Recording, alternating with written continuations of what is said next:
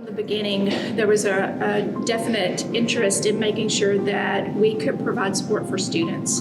If there was any opportunity to have students on campus, and we wanted that, we value that, for students to have some sort of student experience, then we knew that it was important to have this in place, not just as a resource for students, but also as a way to kind of mitigate the virus, to help slow the spread if at all possible.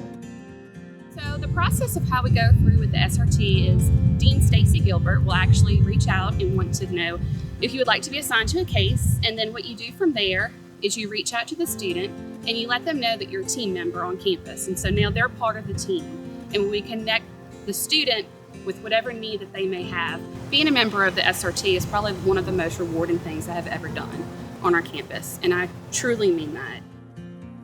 So a colleague had mentioned the course on Johns Hopkins for contact tracing, and mostly at that point I was just curious about what went into contact tracing, and then when we started this group on campus, I let them know that I had taken the course and that I would be interested in helping out as a faculty member, a scientist, a parent. I think it's really important to be a part of an effort like that to keep people safe, and also to educate students on the virus and how to keep others safe. So for some students, they get concerned about what it will mean if they miss class, or even though the classes are online, they live in a place that doesn't have reliable internet. And so just helping them figure out what they need and then being a resource for them. So they'll text these questions about if their situation changes, or what this term means, or why are they quarantining so long. And so just having that chance to interact with them and help them get through what can be a very frustrating time for them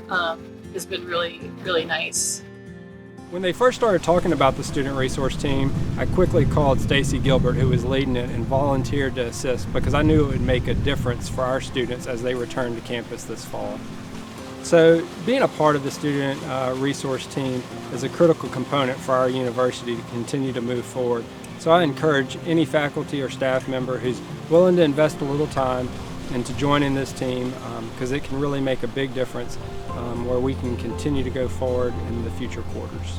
So as a staff member here at Louisiana Tech, upholding the tenets of tech on a daily basis is something I take great pride in. And one of those is caring. And during this time of a national pandemic, really caring for our students and making sure that they have all the resources they need to be successful during this time is just so important. And I take great pride in doing that each day.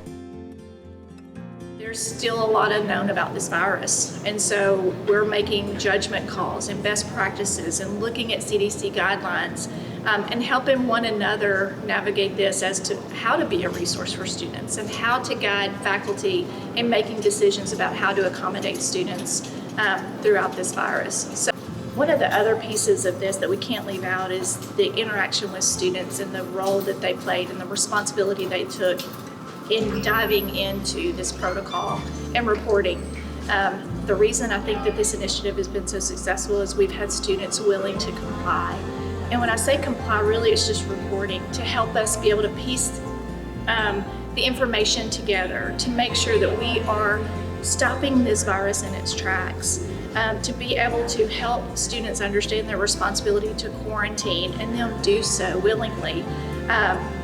Has been important, and again, I think it's why we're still able to hold classes face-to-face. We certainly have hybrid models, and we certainly have students that are online, and there is still a responsibility, even if you are online, to report so that we can continue to put these pieces in place.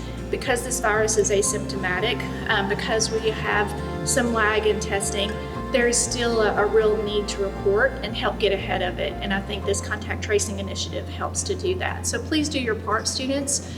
You have been doing a great job, but continue to do a great job in keeping us in the loop so we can help you, guide you through this process, but also help others understand what their responsibilities are if they've been in direct contact. So continue to do your part. Wear a mask and socially distance.